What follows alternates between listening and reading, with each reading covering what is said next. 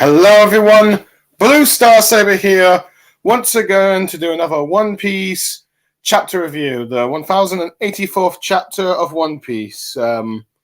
Chapter 1084, the attempted murder of the Celestial Dragons. But before that, we're going to discuss the double page color spread that Oda has done for this chapter, in which you have all the a majority of the most major girls in One Piece.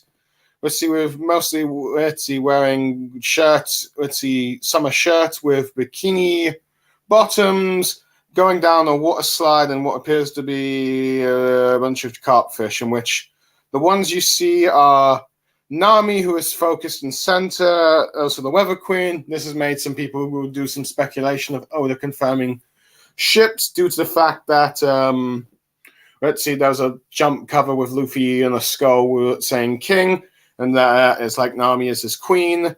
Now, whether or not that is true, who knows? On one hand, there are arguments for and against whether or not Nami and Luffy will get together, even though I wouldn't mind the ship myself. I mean, but I'm not really obsessed too much with One Piece ships. If it be Luffy Hancock, Luffy Vivi, Luffy Nami, Luffy Rebecca, Luffy whoever, Luffy just general harem, but that's it. But yeah, she is front and center focus and all that stuff, because Oda likes to have Nami as the center and focus of the female cast. So yeah, I think it's a pretty good drawing and all that stuff. But other than that, you have in the tube Sugar, Tashigi, Rebecca, and Mancherry and all that stuff. Let's see. You also have like Shirahoshi swimming into the waterfall itself. You have Julie Barney biting the tail of the main carp thing, which seems to be. And then you have in the ship, which is Tama, Nico, Robin, Vivi, and most controversially Yamato. And this is arguably why this cover is mostly controversial and all that. Oh, you also have Cola with Robin hugging her and all that stuff, which is actually kind of nice, just to show the sort of close bond those two had due to the time in the Revolutionary. But but getting back to the point, the main reason this cover is controversial is because that Yamato is there, which, to be fair, Yamato's the only one that's not wearing the she's wearing sort of those samurai loggings. I think you see in Wano, but yeah, you have Otama on the back of her. But yeah, this is the main controversy for this cover is the fact that Yamato is here. This has caused much debate because of like the whole debate on whether or not Yamato is transgender or not. I mean, that was quite a big debate when it happened. It seemed to have died down once Yamato wasn't on the crew, joining the crew at this point, and we have left Wano, but it seems to come back on Storm and Twitter. I've seen some things on YouTube as well, some being outraged and all that stuff, and about Oda being disrespectful since Yamato is supposed to be identifying as a man, and you have some people like on YouTube saying Oda trolls the LGBT or woke or whatever, that Yamato is in fact a woman.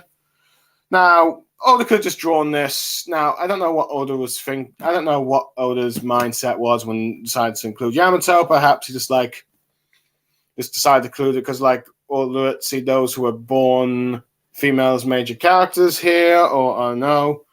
My basic, granted, there are cases for like Yamato. Now, from my understanding, Yamato might be regarded as a cis woman who identifies as a male. I could be wrong in that. I'm not sure. I don't really know much about the whole debate and controversy and all that stuff, and I probably don't really want to get into it. But while there are times where Oda has focused on Yamato's female body, there's also times where she's, of course, identified as a male and all that stuff. She went with the male characters in the baths, much to Sanji and Brock's delight. And also, she, unlike the other women of One Piece, like Nami, Robin, and all that stuff, Yamato acted pretty much like the boys would when he or she saw when Yamato saw Frankie's Iron General and all that stuff, in which so yeah, that might have been more of an anime thing, but still, you got like Yamato acting more like a boy. But yeah, that is just the main controversy and all that stuff. But yeah. But you also have Boa Hancock sitting elegantly in the background. You also have Carrot and all that stuff. You also have Renji, Sanji's sister, flying down. The interesting thing about the one with Robin, Vivi, Yamato, and Tama, you have them riding on like what appears to be a sort of mini Sunny. And this has probably led to some speculation, since most of these are Straw Hats and honorary Straw Hats, or those who want to be Straw Hats like Tama and Yamato. This is going to be a sign that they are eventually going to join the crew later. Now, when they're going to join now, whether or not that's true or not, that remains to be seen, but I feel like at some point they will, even if it's just the epilogue. Let's see. Oh yeah, you've got with Carrot, it was sort of Zeus rubber tube thing. That's kind of nice. And the most surprising ones that you see here, well, you have Perona flying on an umbrella, let's see, and sitting down and all that stuff. Let's see, and all that stuff. And also you have Uti with her club just flying down, which is interesting, since what appears to be, out of all of the choice Oda does for females, well, okay, granted, you also have Sugar there, though. Let's see. You have mostly the... Let's see. Most of the female characters are either Straw Hats or Straw Hat allies and all that stuff. Not really any enemies or anything like that. The Uti is the only one that's never been an ally of the Straw Hats, and I doubt she will. Though whether or not this means that she's going to return in the future, I do not know. But yeah, but it's interesting. But yeah, mostly this cover. It's a nice cover thing, though. Granted, there is, of course, the controversy with Yamato, and I don't know if there's any controversy of like this feeling like a standard fan service color spread. Which, to be fair, I think it's not. If as far as I can tell, there hasn't been that much controversy in that, and to be fair, it's not really that bad from what I can tell. I mean, for most part, it's mostly just like it's just, let's see, if you're going to do a bit of fan stuff, it's mostly emphasizing on the leggings, but it's mostly, of course, with all the adult characters, not the, let's see, young ones, thank goodness, but yeah. But yeah, it's just falling down a waterfall. It seems to be like, this one's the female one, while the one of last color spread was like mostly the guys relaxing with a bunch of squirrels, but yeah. But either way, but yeah, and this is arguably one of the most controversial covers in a while, mostly the Yamato stuff. Who knows whether or not we'll get some more clarification and whether or not this debate will end, who knows, but for the moment, it's just probably just Oda just wanted to draw, let's see, all the major One Piece girls just going down a thing, but yeah. But I've been talking about this for like over 8 minutes now, and I just want to actually get to like the actual chapter. The summary of the chapter, the first bit of the chapter is pretty much inside the Pangar Castle, where you see Sabo taking out a bunch of those, let's see, royal guards, if you will, of the Celestial Dragons, where he ends up meeting Julie Bonnie and all that stuff. As they, let's see, much to a surprise, but she says they can skip the introductions and all that stuff. And let's see, as she probably just says, you know, we're probably after the same thing, since we know that she is Kuma's daughter. As you get like guards trying to find them and all that stuff, as they have taken the slave, as Sabo's taken the slave keys and all that stuff. With Sabo just commenting about how he has heard that, let's see, Bonnie did have that Kuma did have a daughter, and that Julie Bonnie has been following the revolutionaries' activities, so she knows she can trust the safety of her father with them. Let's see, that stuff, and to get them out, to take him out of here. Sabo, let's see, getting Karasu to take the keys and all that stuff, as it seems like one of his crows has come out of Sabo's glove, which appears to have soot in it and all that stuff. But yeah, telling him that to give those keys to Morley and, you know, free, let's see, the slaves and Kuma, and then return to the revolutionary headquarters, which he's wondering what Sabo's planning to do. But he needs to, but Sabo says he'll follow once he's taken care of some business, with him asking Bonnie, what is it you want to do next? And Bonnie reveals how she wants to go to Egghead to see if Kuma can be cured or not. And not, let's see, implying that she's going to kill him if he doesn't, but we don't get to hear that answer. And Sabo's reaction seems to be silent as they hear guards, as he ends up grabbing her and leading her up to one of the support beams up there and all that stuff. As the guards, let's see, who do not look up and just pretty much look around and all that stuff, trying to can't find them prisoners. But we learned that apparently there have been lesser guards because apparently many of them have gone missing due to seeing, let's see, this, as they're talking about this lost chamber or this forbidden chamber or let's see, hidden room or something, depending on the translation. But here in the Fizz, it's the lost chamber. But one of the other guards tell him not to shut up about it and not say it out loud. Otherwise, we get in trouble. And not even to joke about it. Sabo takes an interest in this and wants to get outside into the forest. Let's see, Sabo tells Bonnie they're going to part ways since if she's heading to Egghead, that's in the New World. They're heading into the Grand Line where the kingdom is and all that stuff, where the revolutionaries are currently headquartered. Let's see. We're wishing her the best of luck. And she finds it a bit weird how revolutionaries are doing favors to this and being kind of polite, if you would, depending on the translation. With Sabo commenting that they want to save the same person, which she agrees, telling them to take care of her dad while she then departs. Okay, for these first 3 pages, let's see. It's kind of nice to see. Let's see, Sabo just taking out a few guards and getting the keys, which makes sense that there would be some guarding those. But yeah. But we finally got to see that bit where Bonnie talked about, she ran into Sabo when she was thinking out loud, and it's like, I forgot to mention this to Luffy and all that stuff. So yeah. So this would be interesting when Luffy finally does actually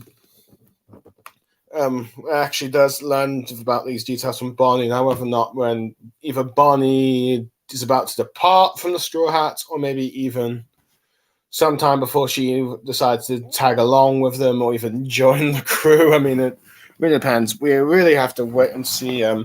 Granted, it looks like Oda might just be sticking to the 9, let's see, Luffy and his 9 Straw Hats, given the Titanic captains and arguably the Holy Knights, depending on how it goes. But we'll have to wait and see in that bit. But I do like how the fact that Sabo and Bonnie were able to cooperate quite well.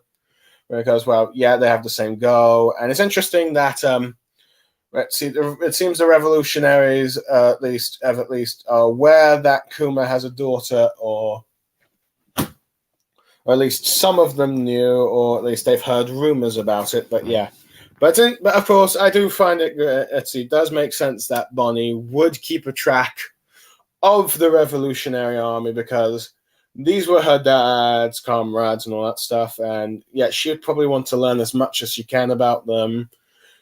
And I do like that there's the fact that she knows that, their comrades and all that stuff, she can trust Kuma to be taking care of them. I think she might be heartbreaking to learn that they were unable to prevent him from returning to Mary Jo's, the Holy Land, if you will, after escaping. Now, granted, we still have yet to realize what Kuma's actual goal is to arriving there. We have to wait and see. But yeah. But it's interesting. But it is interesting that we learned from that Karasu actually that the revolutionaries seemingly put soot on their bodies to allow one of Karasu's crows to come out and all that stuff, as a way of arguably probably delivering messages and items like the keys and all that stuff. So yeah, it's kind of interesting just to see just how vital Karasu might actually be, in the fact that even though he's probably mainly in the North Pole, he probably has some of his powers being messengers everywhere for the Revolutionary Army. It just shows you just how vital his abilities is for communication for this organization. And it's pretty effective. I mean, arguably he might just be one of the strongest Logia fruit users that we've seen, which I think most people say, yeah, he's probably a Logia, but yeah. So yeah, unless Oda says otherwise, but yeah, I think it's quite interesting. But it's interesting that Sabo decides to stay around even before learning about, let's see,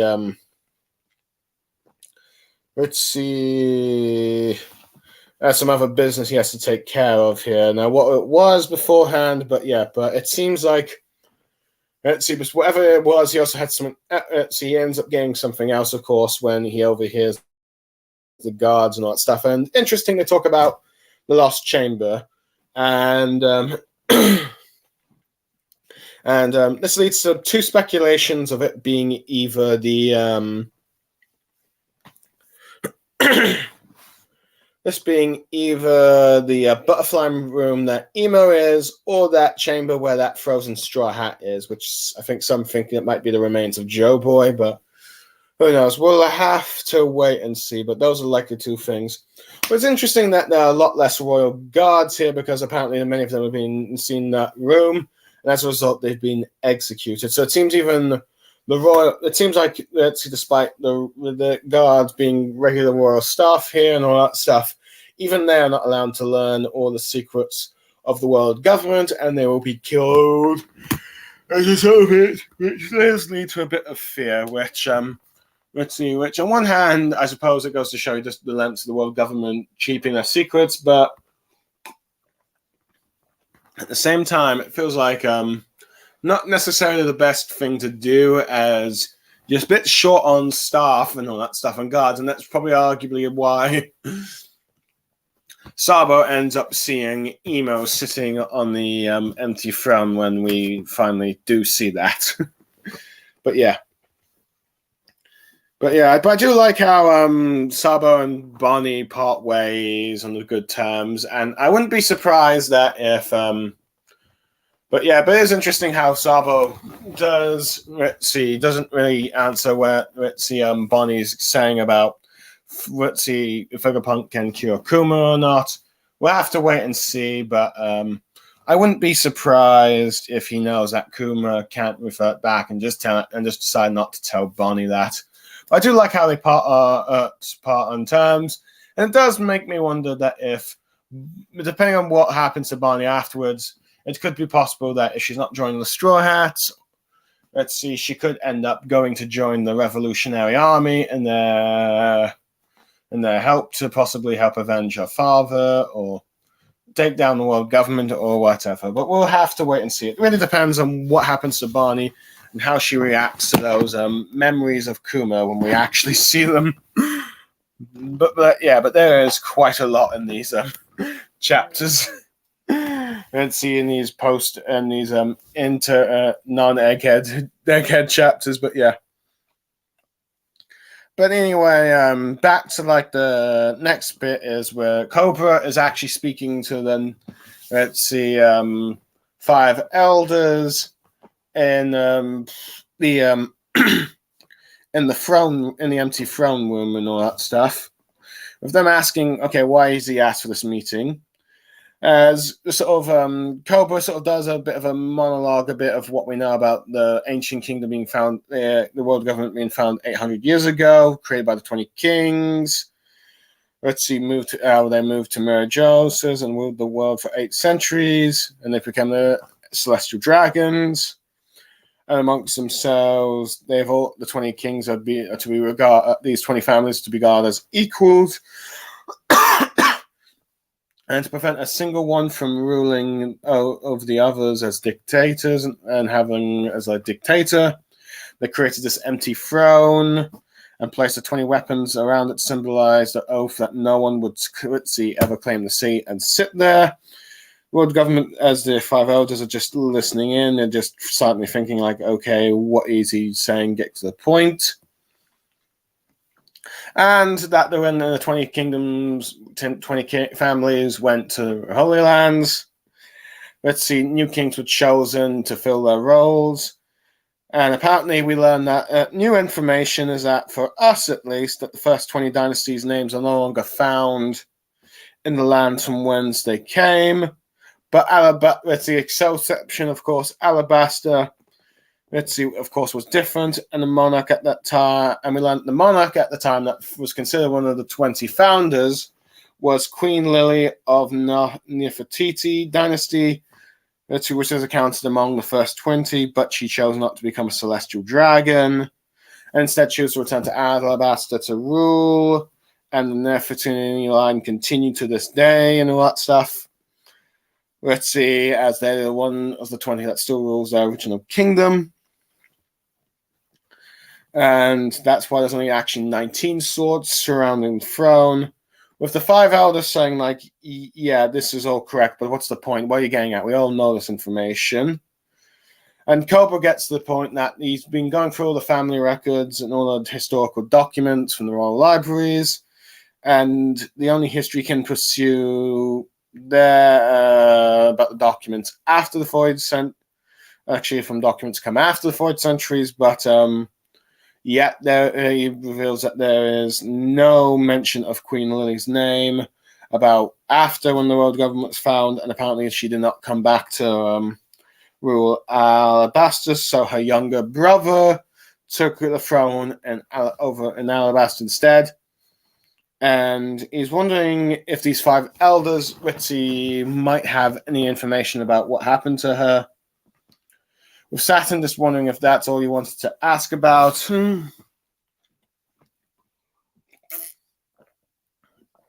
As we end up seeing a panel that Emu is actually listening in from his butterfly room and garden, if you will.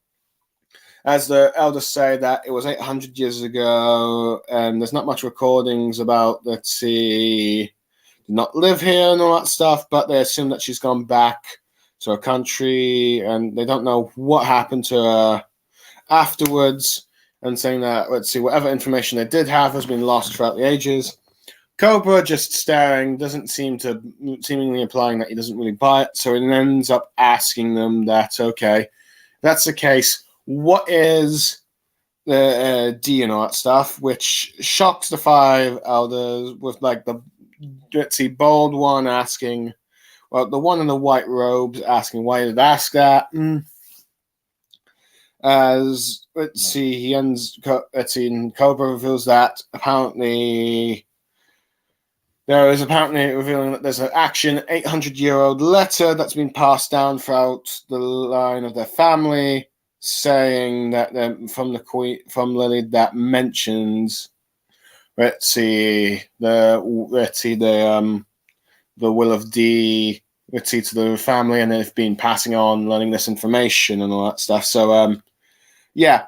Now, granted, I will admit, the first part of this chapter it's very interesting that the Cobra and the 5 elders in this bit, a meeting in the empty throne room, and this is clearly I think some people suspected that they'd be in one of those special rooms where, like that same room where Sakazuki ended up meeting them after the whole false report of Doflamingo, and when they learned that he was being defeated by the Straw Hat Law Alliance and all that stuff. But yeah, or when they allegedly met Shanks in the room just before the reverie or Leverly began.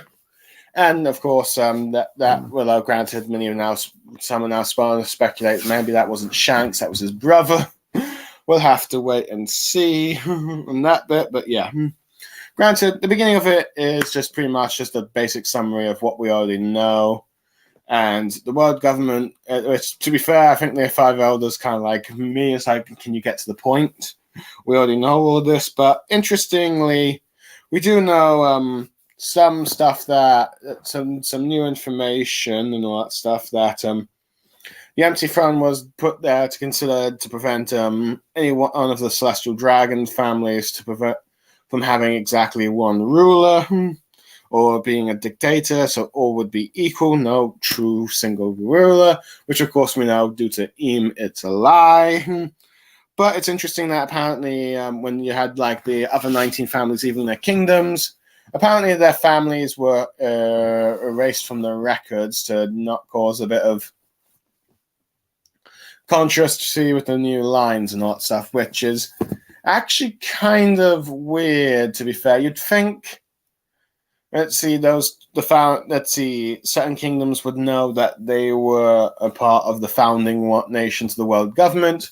I mean, we know that Riku family knew about Doflamingo and the Don Quixote family and all that stuff. And the Tontaras knew about them due to their cruel treatment, though they don't know much about the history besides that they were slaves under that family until the Riku one took over. But it is interesting to learn that, I'm not sure if it works, to be honest, but it is interesting to learn apparently these kingdoms some of these kingdoms did not know that they once had the Celestial Dragons families actually ruling them, but now they've all moved to Meridia, except for, of course, the Futari.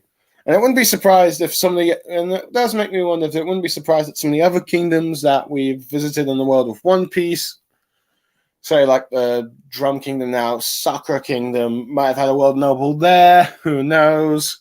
It could be possible. And in that case, let's see, they kind of got their own miniature version of the world nobles with Wappo until Luffy punched them out of the kingdom.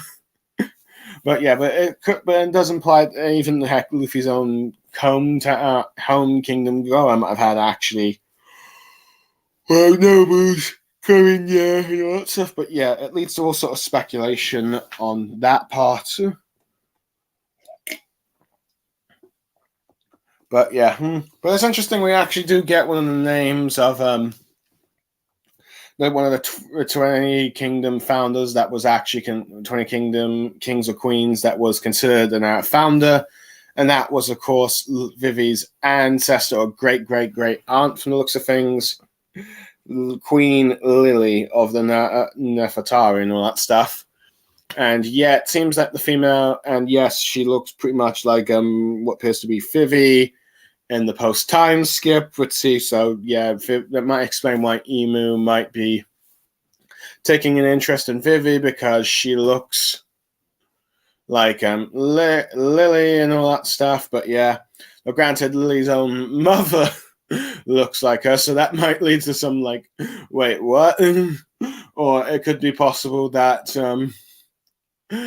let's see, the kings of the Nefertiti family marry women that look like those who look like women who are born into their family. I don't know. It's always some sort of strange connections, unless Vivi's mother, Tivi or something, or Titi, I can't recall what. Let's see. I know. Might have been a distant cousin, and then it's like, remarried into the family and all that, and they just got married and all that stuff. So yeah, all that kind of like glitzy, complicated thing with royal families and all that stuff. But yeah, it's done lead to some speculation. But due to her name, well, granted, there's Livy with like a V-I instead of L-I-L-Y. Let's see. There's been some debate in the translations, but here on Viz it seems to be Lily.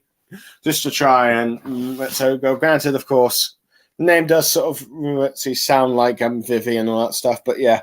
But due to the fact that her name is apparently Lily, it's led to some speculation that when we learned that she didn't return to Alabasta, she went to the combat and founded Amazon Lily and all that stuff, and that's led to some speculations whether or not she was in love with Joe Boy, Emu, or blah blah blah, or something. But yeah, but who knows? It might be an interesting way to tie Hancock with let's see, Vivi in the future and all that stuff. But we'll have to wait and see. But that's just a theory right now, and whether or not Oda's going to make that one true, we'll have to wait and see. I don't know. It really depends. If Boa Hancock and the other Amazons ever learn, then he'll talk about Queen Lily and all that stuff. But yeah, it's interesting that she, despite finding 20 Kingdoms, she seems to have disappeared afterwards, and her brother took over the rule, which is interesting because it seems to imply that the Nefertari family does not care too much about hierarchy. About actually the hierarchy being like males for the family line being the family line being males first, then female. But it seems like females can be ahead of like their younger male siblings. But yeah. But apparently disappeared. But it is interesting that Emu's listening in on this conversation and all that stuff. But yeah. But I can clearly tell that the five elders are just probably just they lying at, okay, we don't know anything about what happened to her afterwards. And I think Koba's reaction is like that. So I think this is why he just goes like, okay, in that case, can you tell me what the family of D is? And it's like, that is death flags, because we know that anyone that even brings up topics like that, the world government, or let's see, in the particular the five elders, will order their deaths. So it's like, Cobra seems to be just like, you know what, let's see, I am going to ask this question, even if it possibly kills me. So, yeah, props to him. And you know that this is, and what the elders' reaction of this is that this is not good. As they were hoping for perhaps to try and resolve this peacefully, but we get more controversy. But it seems like, of course, this place isn't getting peace because, well, what we see next, which is back at the Mingling Courtyard in the Pangra Castle, Holy Castle, in this Holy Castle, where once again Charlos, but this time with his help of his father and, of course, the slave Kuma, attempting to capture Shirahoshi again. Let's see, and this time having Kuma chain her up because, well, he would be much more effective than a slave giant and all that stuff. Let's see. Let's just get Charles just being happy, and just, of course, his father just praising him and all that stuff for like a fine catch. But yeah. But we see Charles just being creepy about how he just wants to walk her every day like a pet around, walk around like a pet around the Holy Land all day. And if she even thinks of disobeying her, she will feel the consequence of this, which leads her to be begging for someone to help her, as you did see some of the princes earlier saying, "Oh no, a princess!" But the others are like, whoops, I should hold on to this. I don't want to cause too much noise in the background, but yeah. Let's see. We'll see two of the previous prince male suitors from that we saw at the beginning of the level that were introduced to her and all that stuff. Wondering what to do since their parents and the guards in the council tower, they only have one option. They feel like they only have one option. It's like run away and don't do anything and don't anger celestial dragons. Much to like Phyllis the Man's like, you're just gonna leave me here and all that stuff. And I'm just like, we're not gonna. We didn't see anything. We're not gonna cause any trouble. Let's see. Of course, she gets Charlotte being angry. Like, did you just you refuse me and all that stuff, or did you just defy me? And it's clear he's getting angry at her straight away. But it seems like we just see how shallow many of these princes are when they decide that we're not going to go mess with the nobles, because anyway, she did turn down their proposals anyway. And this is where her older brother, let's see, Fukubayoshi, let's see, calls them a bunch of spineless cowards, getting them to get out of this way.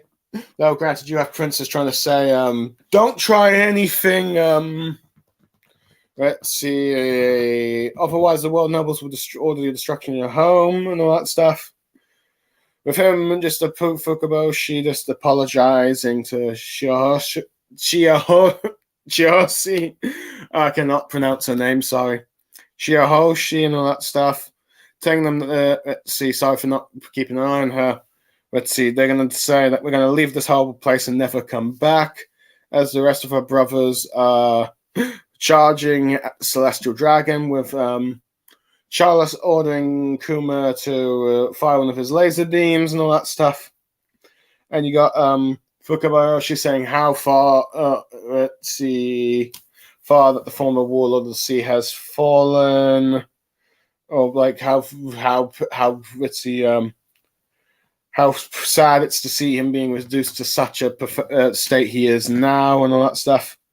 As he orders his brothers Ryobushi and Mambabushi to ready to fight Kuma and all that stuff. With Charles saying, just go ahead and kill them, Kuma. They're just fish anyway, being, the fish, being racist to fishmen, if you will, or speciesists. I guess it depends on how you define it, but yeah.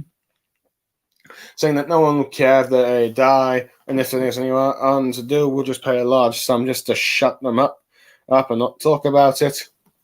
But there you get, let's see, Rebecca with like the Tontatas, Leo, and I think the other two main ones from those Beatles squad leaders. Can't remember the names, sorry. Let's see, just realized that what he's doing again. Let's see, with like, I think depending on which translation, you have Rebecca saying he's like the worst. With Sai asking from, I think, Saint Mosgard that if he can actually hit Charles this time.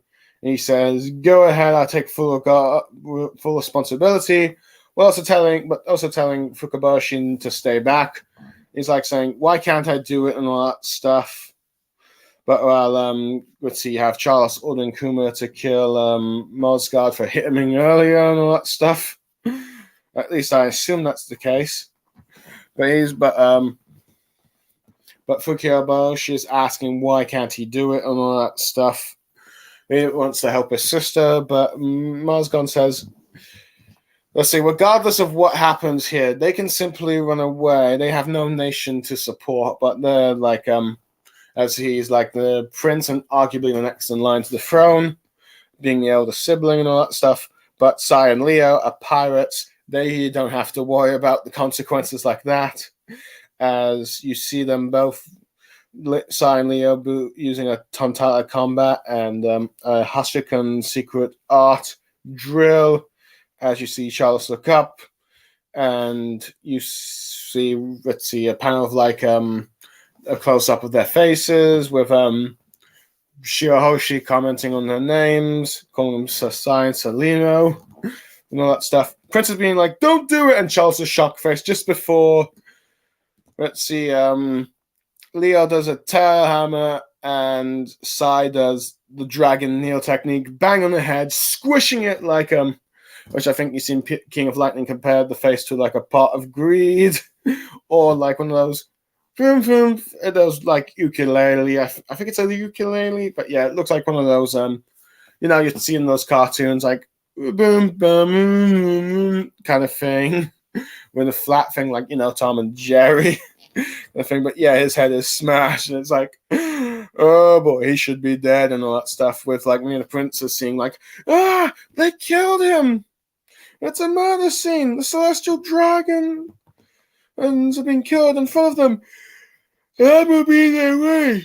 In which Kuma is now seemingly aiming at Sai and Leo, which might actually be who Charles was ordering to kill before now, actually. But yeah. But before Kuma can do that, you have Morley coming up from behind, dubbing out, grabbing Kuma from behind, saying, no, you can't do that. Don't listen to his orders anymore. We're taking you back home and all that stuff, as you see him crying for his comrade and all that stuff. Shocking the princes shocking many of the rules. They're like, what on earth is a giant doing here? In front of the castle's crows, telling him that they've got the keys from Sabo, as one of them realizes that, it's Molly from the Revolutionary Army, as they end up escaping, while you have Saint Rosgard just being like, no, my son, and depending which translation, like, they massacred my boy!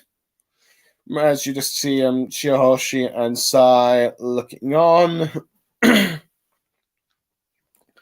Okay, frankly, I think we, let's see, Shirahoshi being Ritzy Charlos attempting another kidnapping on Shirahoshi. I think we saw this coming from the last panel, as we saw Kuma and then with Kuma, him and his father with Kuma, Vivi talking about how this is going to happen again, and we're actually seeing it. And this time, of course, they're using Kuma to just restrain her, which probably arguably is probably a more effective way of doing it. And it seems like Kuma is able to restrain her much quicker than the Giants, which goes to show his like strength, if you will.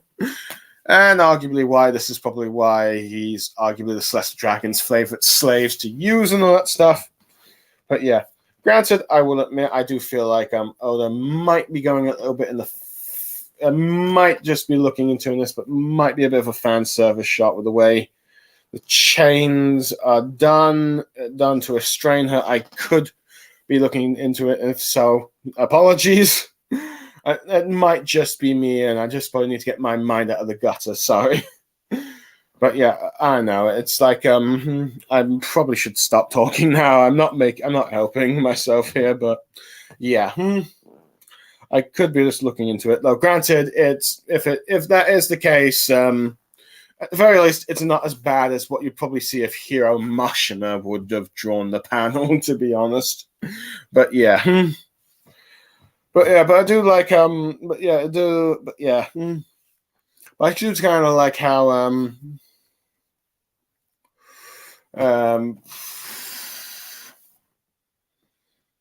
let's see, you do seem to, of course, got that relationship between Charlos and Rosgard. Like, let's see, him just like just praising his son. It seems like the son's finally got some sort of approval. Well, we know that Charlos likes to get the approval of his father and all that stuff. But we see it here. But we just see it. But this chapter just goes to show just how much of a scumbag Charles is, despite how many times he's been punched in the face for trying to get a mermaid. Let's see. He still just won't give up on doing it and all that stuff. So, and really wants to, and just to see here just how evil he is, just like how he wants to force Vivi to walk as a pet around all day when in the Holy Land and all that stuff. So, yeah. So there is some like he is probably as determined as Luffy as being Pirate King and him just getting a mermaid, and he's really took his eyes on the big one.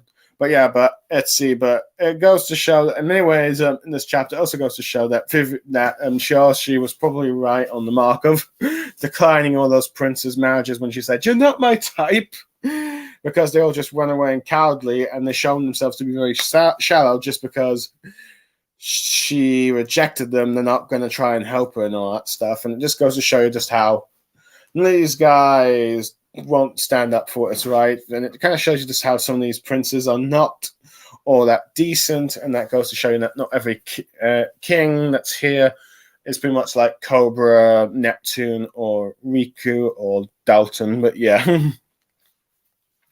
But it's interesting how we have words like Fukaboshi when coming to defend Shirahoshi and all that stuff. That they decide that we're going to leave this place and never come back. It's interesting. I wonder how all the events with Charlos here. I wonder how that will affect the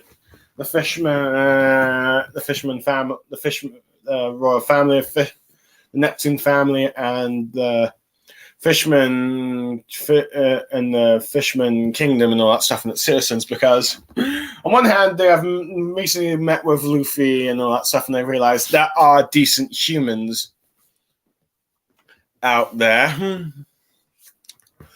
Let's see.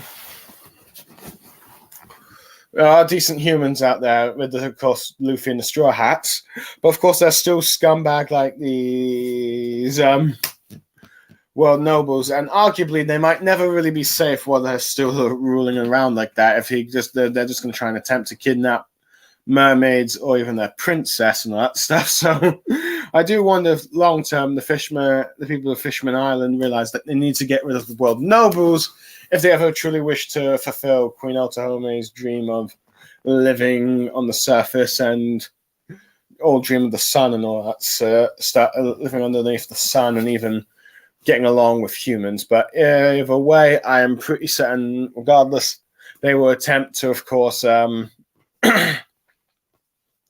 arguably live far away from the Holy Land as much as possible if they are planning to go to the surface. But yeah. But interesting how we get a bit of a sort of Kuma versus the Princes battle here, at least initially, where him is just firing lasers at them and they're just dodging. But I do kind of like how Fukabush is like, let's see, this is such a sad state to see the once, let's see, mighty warlord Kuma in and all that stuff. So, yeah. But I do like how Rebecca just calls Charlos just the worst and all that stuff. But yeah. But I do like how Sai and Leo says, okay, we now have permission to actually hit him this time. And he's like, yes, of course. I'll take full responsibility.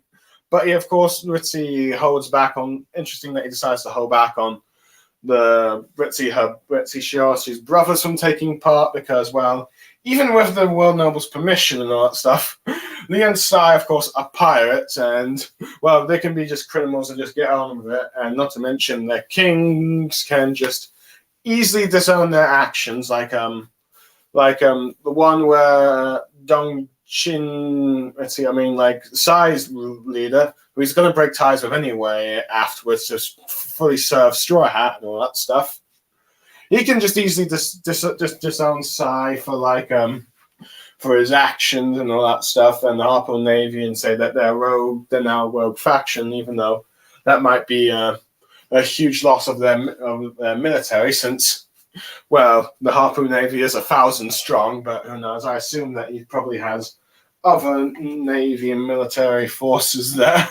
Because it's like, let's see, you shouldn't just have like 1,000 soldiers, but yeah, we'll have to wait and see with those numbers, but yeah.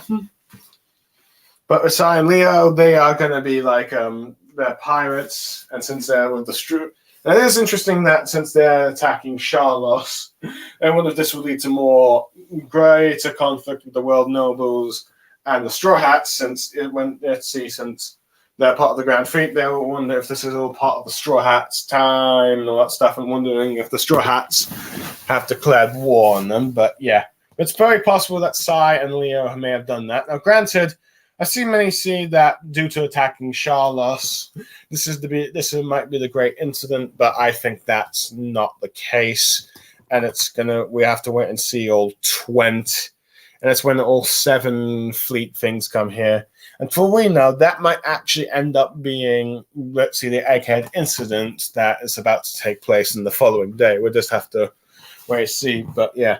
Now, granted, we have to wait and see if they all will be able to arrive, since we have no idea where they all are right now. But yeah. But I do like how, depending on which translation you read, let's see if you're going like Sir or Sama. Seems to at least Stu has that bit of a personality I'm referring to. But I really, so the highlight of this chat, besides the cliffhanger at the end, the highlight of this chapter is just seeing Sai. We're using the Dragon Nail technique, the kick that can split a continent, and Leo just using his tail hammer just to, flatten Charlos and all that stuff. It's always satisfying to see him getting the living daylights beaten out of him and all that stuff and injured. But it's many wondering, just what is this guy's endurance? Because it's like, punch from Luffy, sent flying, hit by Mozgon with a mace or a club or something, and now being kicked by one of the attacks being something that can apparently split a continent, and he's still alive. And some people speculate, and despite what the princess says, he's dead. We do know that given chapter 1054, it's the attempt. It's been reported as the attempted murder. And Muska's helping those that do get away and all that stuff with it. So yeah, which of course the first mention of the Holy Knights, and they're dealing with this situation, but we actually see how it went down. And it wasn't actually Sabo that was behind it, despite how due to this attack. Some have wondered that Sabo as being this grand mastermind of revolution that has caused this incident, and particularly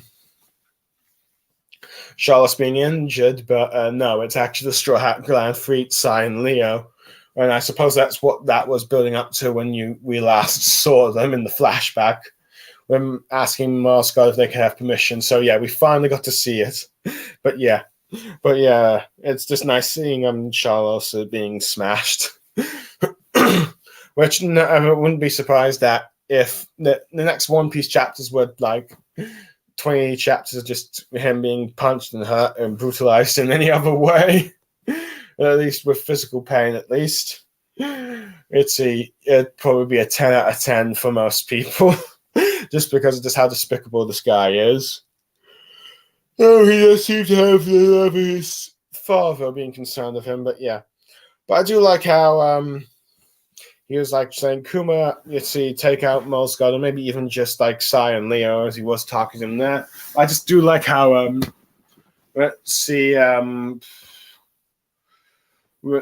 Morley just jumps out of the floor and just like grabs him. No, come back, comrade! Come back, comrade! And all that stuff, and all teary-eyed and all that emotional about it. Because it's like, we finally saved our friend and all that stuff. But I do like how everyone's just shocked. Giant, and one of them goes like, wait, he's from the Revolutionary Army. So, yeah. I'm just leaving everyone speechless, including Sai and Hoshri. So, yeah, I think that was good. But, yeah. But the main highlight of this chapter is arguably the last page, where we see Imu climbing up the steps to the empty throne with the five elders like saying, great Imu, why are you doing this? Let's see, Cobra's still in the room and all that stuff, and you just see Cobra just being shocked by the whole thing as Imu finally speaks, saying Lily as he just sits on the throne, thumping, ending the chapter.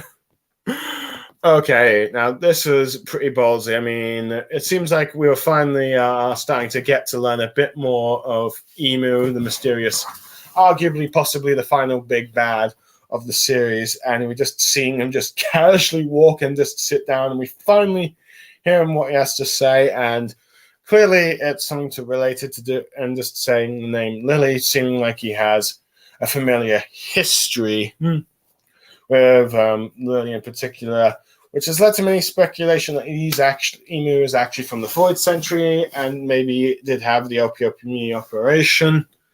Some suspecting that Lily was his lover, or he loved Lily, but she did not love him.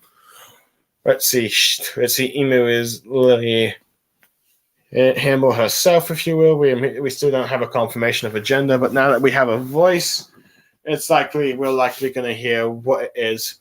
And if we don't get like a full silhouette in the next few chapters, we'll at least might be able to identify the gender when the voice actor talks, unless they do something to change it or make it a bit hard to guess. But yeah.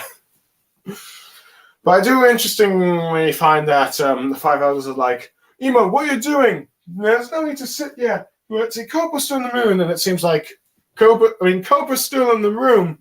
Like they're trying to handle the situation, seeming like they still think they can handle the situation without revealing too much details to Cobra. Whether or not that's true or not, I do not know, but at the very least, they're like, this was not planned. They figure like, we'll deal with this, but it seems like the mention of Lily has just gotten Imu to finally come in and reveal his identity. But I do admit, I do like the panel of like Cobra's face is like, what is this? Like, my God, let's see, what is this? What's happening? It was probably just processing the whole thing that everything he knows about the empty throne is a lie, and probably the world government. And might even realizes that he's probably going to be in trouble now that let's see, he's just seen this, and it's like, okay, I am probably not going to make it out alive. But yeah. I just like how just Imu just casually just sits on just casually sits or thumps down onto the throne and just like all that stuff. But I'll admit, it looks quite big, and we kind of got a confirmation, seeming to get an idea of what Imu's size is, and he seems to be arguably a regular human, or possibly someone a bit shorter. That we'll have to wait and see. But yeah. It's quite the cliffhanger, and just finally hearing Imu talk and all that stuff. So, yeah, overall, pretty good chapter. you had the controversy of like the cover pages here due to the Yamato. Let's see, and let's see, you had like the Sai and Bonnie interactions, Cobra revealing all this information about the Void Century didn't know, particularly Queen Lily, one of the original 20 founders, who went missing after the formation of the world government when she chose not to sit in the thing, arguably becoming a traitor to the rest of the world nobles and all that stuff. But yeah, and may have possibly assassinated her. Her brother took over, and Vivi's descended from that brother and all that stuff. And apparently they left behind a letter about the will of D. And let's see, you're just seeing Charlos once again. Just Charlos just being the absolute scumbag he is, getting his just desserts with like this time kicks instead of punches. Though I wouldn't be surprised. Let's see if Luffy gets punched one last time by Luffy just for old time's sake. But yeah, and just seeing how that attempted murder took place and all that stuff. As well as, like, of course, Emu finally starting to do a few things, particularly speak, but yeah, and just shocking Cobra. So yeah, it's a pretty good chapter. A few nitpicks there. Arguably, the cover, let's see, not really part of the chapter, but I will admit, certain panels I thought Oda. I feel like I might look at might just be looking into this, but then again, this is anime. But yeah. But other than that, I think it's a pretty good, solid chapter. Probably a 9 out of 10. Yeah, I enjoyed it, and I am. Let's see, and this is arguably, I think, the